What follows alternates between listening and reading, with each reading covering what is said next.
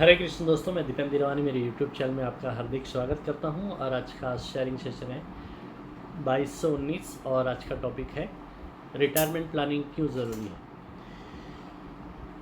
दोस्तों, सबसे पहले हम देखेंगे कि ज़िंदगी में सफल होने के लिए अपने पास 4 स्पेशलिस्ट लोग चाहिए। सबसे पहला, अपने पास बेस्ट डॉक्टर चाहिए। दूसरा, बेस्ट एडवोकेट चाहिए। तीसरा, बेस्ट चार्टर्ड अकाउंटेंट चाहिए। और चौथा, बेस्ट फाइनेंशियल प्लानर चाहिए। अभी मैं आपको पूछूंगा कि आप ये चारों में से सबसे इम्पोर्टेंस किसको मानते हो। तो आप बता सकते हो कि बेस्ट डॉक्टर मेरे लिए सबसे ज़्यादा ज़रूरी है। कोई बोलेगा सीए, कोई बोलेगा एडवोकेट। मगर मैं यहाँ पे कहना चाहूँगा कि सबसे इम्पोर्टेंट है फाइनेंशियल प्लानर। क्यों?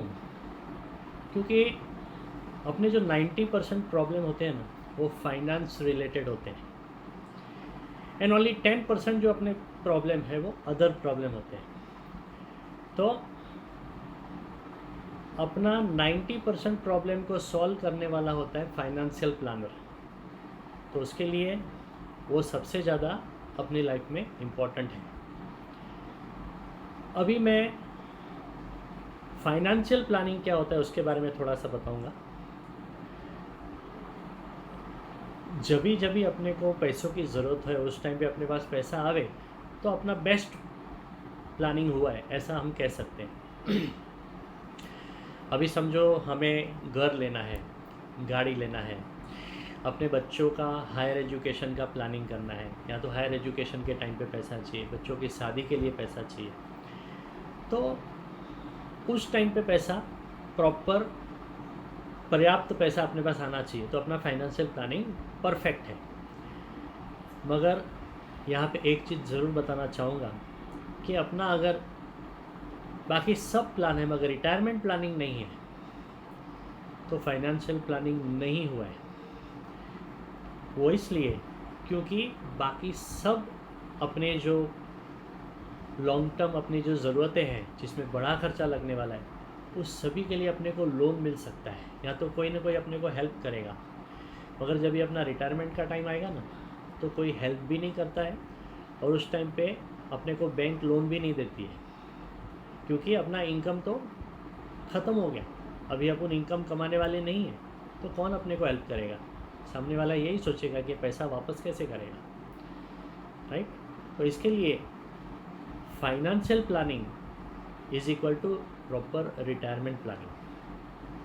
बाकी सब भी होना चाहिए, मगर ये पहले करना चाहिए, ऐसा मैं ज़रूर कहूँगा। अभी यहाँ पे रिटायरमेंट प्लानिंग एक एग्जांपल से यहाँ पे मैं बताना चाहूँगा। गरम गरम मस्त चाय बन रही है और हम चाय पीने की तैयारी कर रहे हैं, और उसमें उतनी देर में एक मक्खी चाय में गिर गई, तो हम क्या करेंगे? चाय फेंक देंगे, क्योंकि मक्खी गिर गई ना। मगर सपोज करिए कि भाभी जी ने हमें,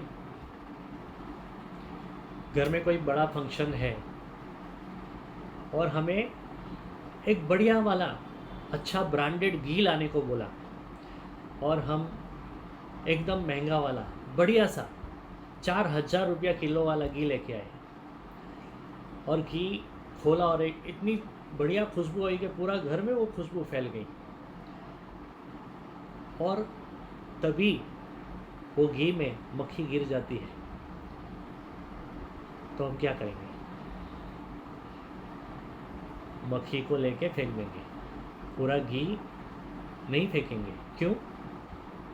क्योंकि चाय को इतना वैल्यू नहीं है।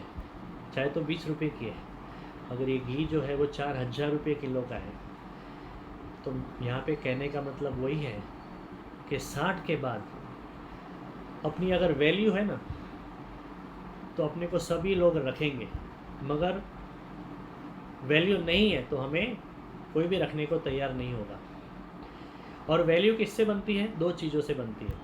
एक, बड़ा कॉर्पस, बड़ा कैश फंड अपने पास होना चाहिए, और दूसरा, लाइफ टाइम रेगुलर पेंशन होना चाहिए। तो अपनी वैल्यू रहेगी। अभी यहाँ पे एक वोकैबुलरी क्या होती है, अभी जिसके पास 2-3 घर है, दुकान है, 2-4 दुकानें हैं, वो लोग कहेंगे कि यार मुझे ये प्लानिंग करने की क्या ज़रूरत है, रिटायरमेंट, मेरे दो घर हैं, 2 दुकानें हैं, तो मेरे को क्या ज़रूरत है। मगर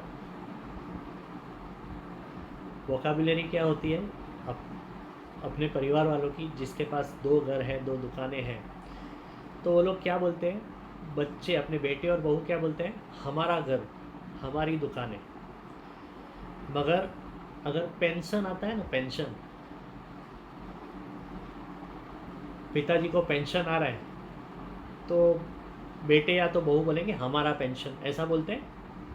नहीं बोलते हैं ना। पेंशन किसका, पिताजी का पेंशन, ऐसा बोलते हैं।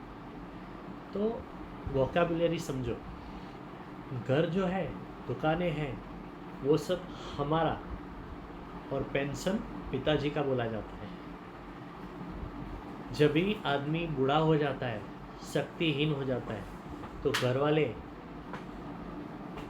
अपनी चलाते हैं, फिर बाबूजी की कोई सुनता नहीं है, उनका चलता भी नहीं है, भले उनके ही नाम का है, मगर वो लोग अपनी चलाते हैं। और अगर पेंशन आता है, महीने का 1,00,000 रुपया, 2,00,000 रुपया पेंशन आता है, तो बाबूजी को लोग इज्जत से बुलाते हैं। एक यहाँ पे मैं एक एग्जांपल देना चाहूँगा,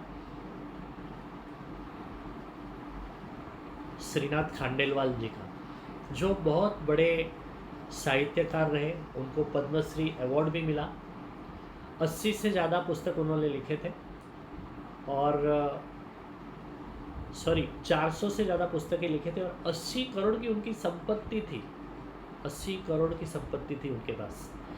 मगर उनके बेटा और बेटी ने उनकी सभी संपत्ति हड़प कर ली और उनको वृद्धाश्रम में छोड़ दिया।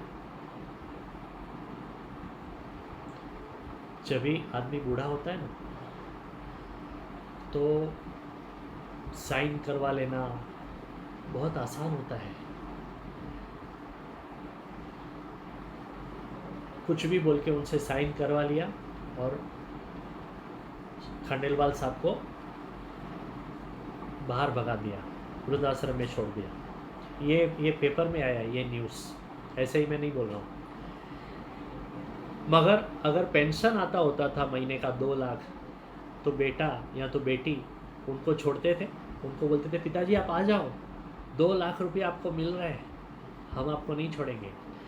तो यहाँ पे मेरा कहना यही है कि एसेट हम नहीं बनाएंगे चलेगा, आप खुद एसेट बनिए। हम क्या एसेट बनाते जाते, घर, दुकान, फैक्ट्री, एसेट पे एसेट बनाते, प्रॉपर्टी पे प्रॉपर्टी बनाते जाते, मगर वो प्रॉपर्टी परिवार वाले हड़प कर सकते हैं। मगर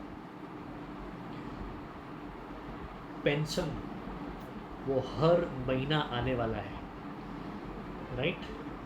तो आप एसेट नहीं बनाओगे चलेगा, आप खुद एसेट बनो। और खुद एसेट कैसे बनोगे? पेंशन प्लान से। एक बड़ा पेंशन प्लान, महीने का 1,00,000, 2,00,000, 5,00,000 रुपया पेंशन आता है, तो आदमी खुद ही एसेट बन गया। तो एसेट को रखा जाता है, लायबिलिटी को छोड़ दिया जाता है। लायबिलिटी को छोड़ देते लोग, आदमी बूढ़ा हो गया, उससे सब हमने हड़प लिया, फिर वो लायबिलिटी बन गया, वो आदमी, उसे छोड़ दिया जाता है, एसेट को रखा जाता है। तो आप एसेट बनो, एसेट नहीं बनाओगे चलेगा, आप खुद एसेट बनो दोस्तों। तो मेरा कहना यही है। आज हमने पहला पार्ट देखा, रिटायरमेंट प्लानिंग क्यों करना चाहिए, कल दूसरा पार्ट देखेंगे, इसी सीरीज़ में आगे कुछ बातें करेंगे। तब तक के लिए धन्यवाद। हरे कृष्णा।